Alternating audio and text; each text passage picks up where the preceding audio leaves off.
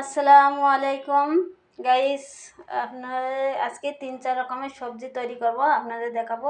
এখানে আলু নিয়েছি, ক্যাপসিকাম, বরবটি, আর এখানে বরবটির দানাটা নিয়েছি, আর এখানে গাজর কুচি, আর ধনে পাতা কুচি, টমেটো, পেঁয়াজ, কাঁচা লঙ্কা দিয়ে একটা সবজি তৈরি করব। প্রথমে কড়াইতে তেল দিয়ে দেবো।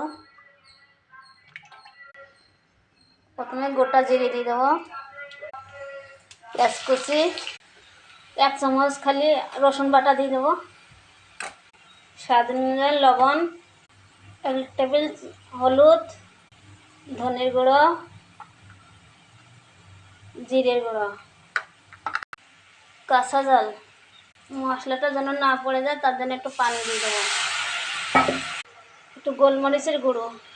মশলার থেকে তেল ছড়িয়ে দিয়েছে, আর আলু দিয়ে দেবো। আলুটা কষানি হয়ে গেছে, এবার ক্যাপসিকামটা দিয়ে দেবো, বরবটি, গাজর, আর বরবটির বিচিটা, বরবটির দানা, টমেটো। সবজিটা কষানি হয়ে গেছে, এবারে সেদ্ধ হওয়ার জন্য একটু পানি দিয়ে দেবো।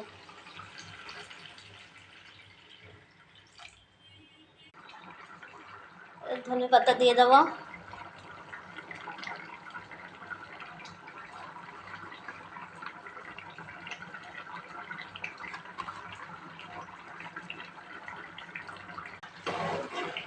সবজিটা হয়ে গেছে, এবার নামিয়ে নেব।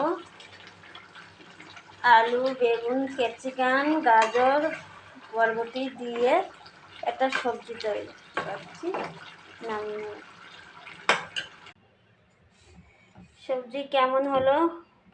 3-4 রকমের সবজি দিয়ে একটা সবজি তৈরি করেছি।